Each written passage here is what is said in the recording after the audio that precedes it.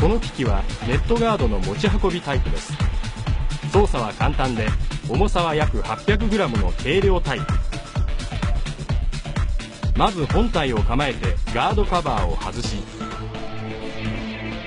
不審者の顔に狙いを定めて作動スイッチを押すと、瞬時にネットが発射され、2メートルから3メートル先の不審者を絡めて動きを抑制します。ネットはネットガード同様簡単には切れないので、その間に不審者から逃れることができます。複数使用すればネットが複雑に絡み合い、より効果的です。ネットランチャーに加えさすまたなどを使うことで、さらなる効果が期待できます。さらにネットランチャー STS をより安全に、また効果的に使用していただくためには、引き紐を引くときは必ずグリップごと引っ張ってください。引き紐を素手で引くと怪我をする恐れがあります。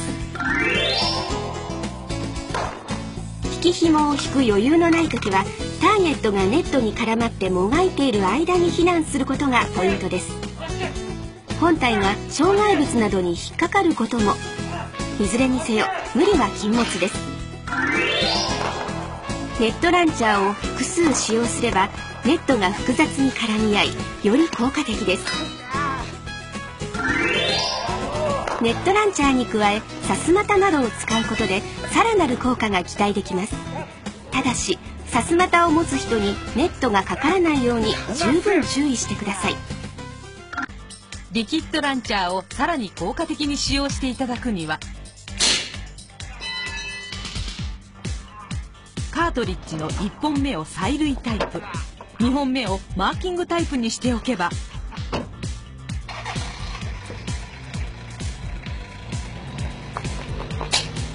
撃退・追跡を合わせて行うことも可能です。